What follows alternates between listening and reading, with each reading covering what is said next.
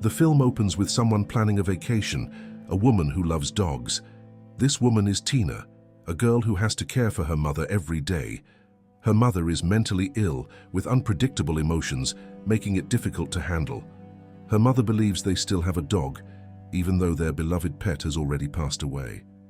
After a few minutes, her mother's mood improves, and shortly after, Chris, Tina's boyfriend, arrives. It turns out that today, Chris and Tina have planned a vacation, just the two of them using a caravan. Chris is not new to Tina's life. He's well acquainted with her mother and fully understands the challenges. What they both hope for is to get married soon and build their careers seriously.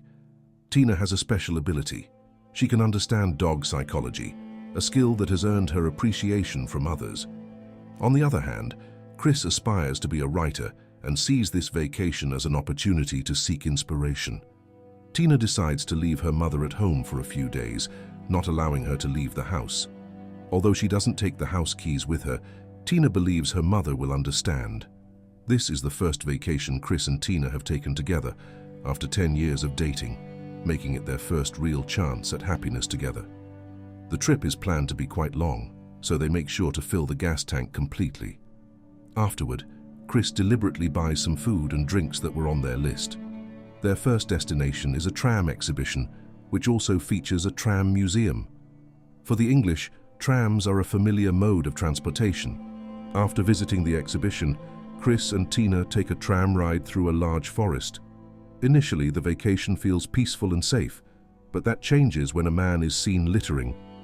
Chris immediately notices and, being someone who dislikes disorder, confronts the man and asks him to pick up the trash.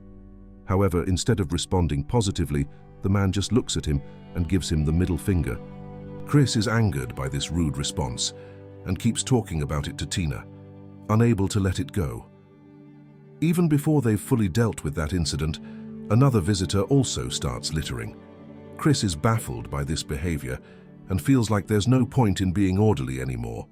His mood instantly sours and he wants to go home, but that's when the man he had confronted earlier suddenly appears. Chris notices the man through the rearview mirror, but seems indifferent at first. However, when the car's engine starts, Chris suddenly accelerates and hits the man. Chris's pent-up anger is finally unleashed. Tina is left in shock and disbelief at what she just witnessed, while Chris sits silently for a long time, overwhelmed by the situation. A few seconds later, the man Chris confronted dies instantly, and Chris heads to the police station to report the incident. He is released since the incident is deemed the victim's own negligence. However, throughout the drive, Chris can only reflect on the experience, one that even Tina has never gone through before. Strangely, after this event, Chris and Tina start expressing happiness, their emotions culminating in their caravan rocking as they celebrate. They then continue their journey, moving to a serene camping area in the Highlands. This time, Chris and Tina are hoping not to encounter any more disorderly people. However, Tina gets chills when she notices red ink stains on the rear wheel, a remnant of the man Chris had hit earlier. Tina immediately tells Chris to clean up the stains, which he gladly agrees to, knowing it's his responsibility. It's easy to rinse the wheel, but the greater irony is that Chris should probably be in jail right now. Later, it's time to relax, and Tina busies herself preparing a simple meal in the caravan, a meal that brings back warm memories. As they sit and talk, an elderly man suddenly approaches. He apologizes in advance for some noise that will come from a nearby gathering. Deep inside, Tina feels disturbed, and Chris, who had just started to feel comfortable, is also annoyed. To avoid the noise, they decide to take a short walk and eventually find a different spot. Not far from there, they meet a married couple. Chris quickly becomes friendly with them and soon invites Tina to join the conversation.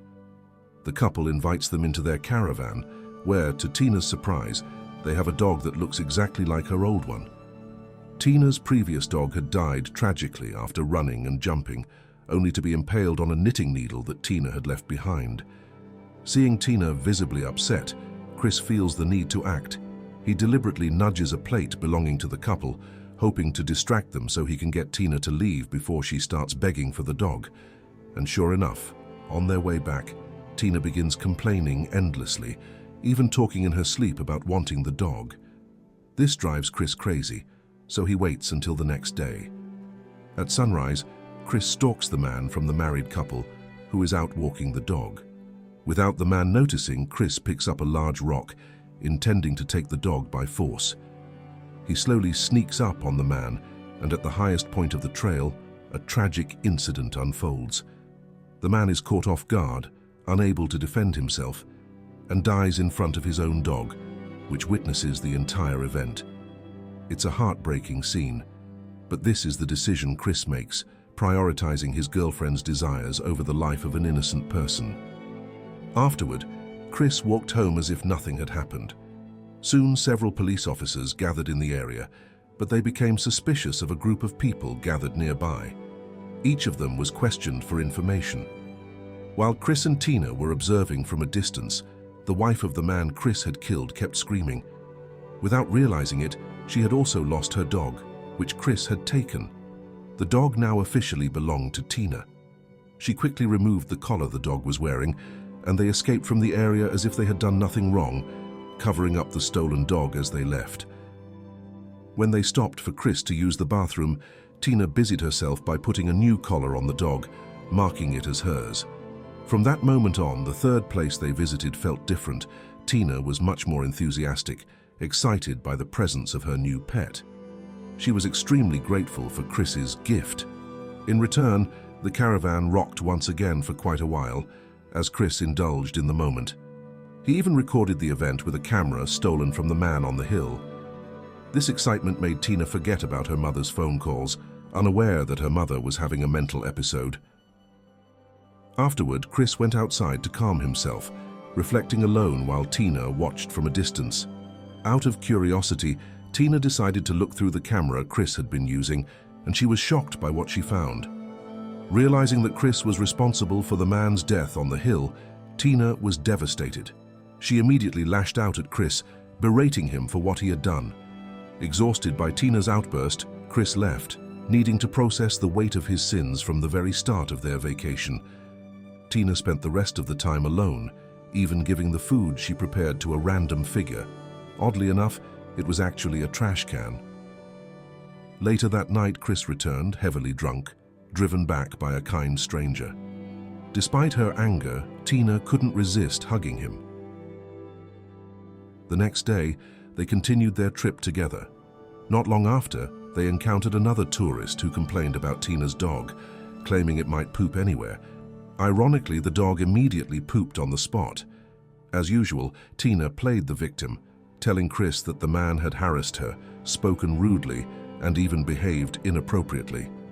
The tourist was shocked, insisting it was a vile lie, but Chris was already enraged. He followed the man relentlessly, and eventually another life was taken. Someone who came for a vacation, only to leave without life.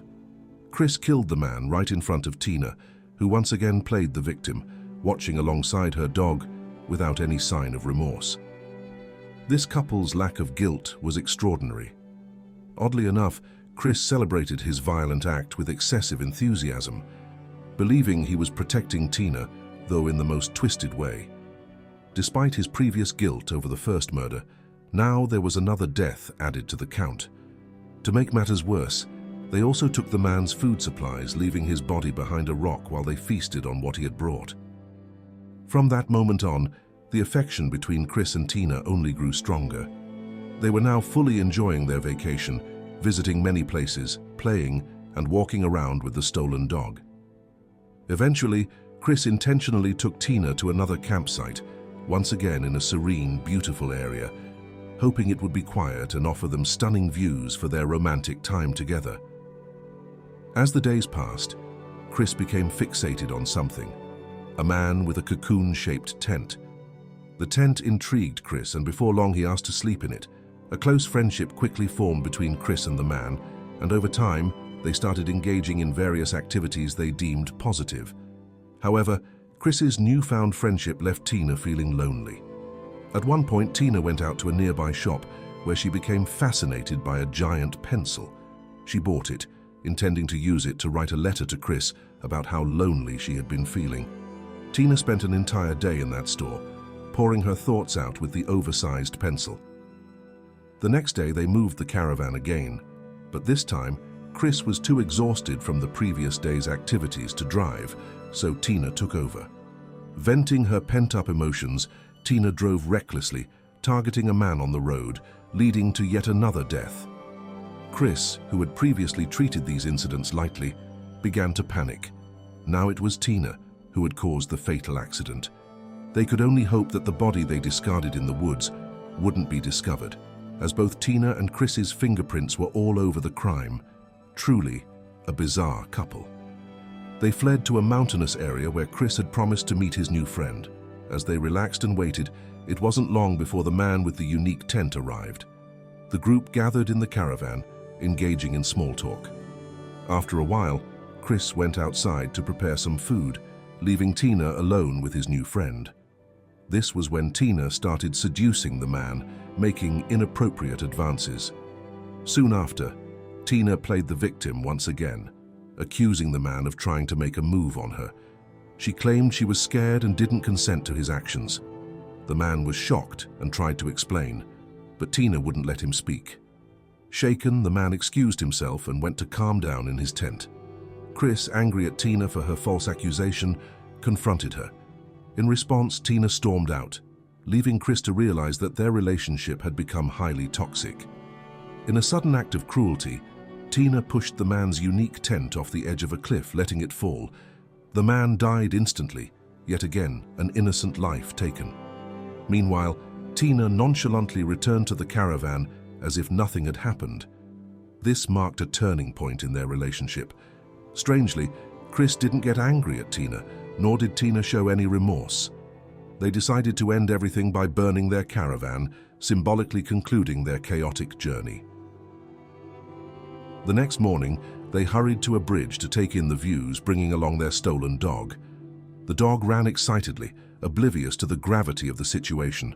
However, moments later, they released the dog, and as they climbed up the bridge, it became clear what Tina and Chris had planned. They were going to jump together, but Tina wasn't as sincere as she seemed.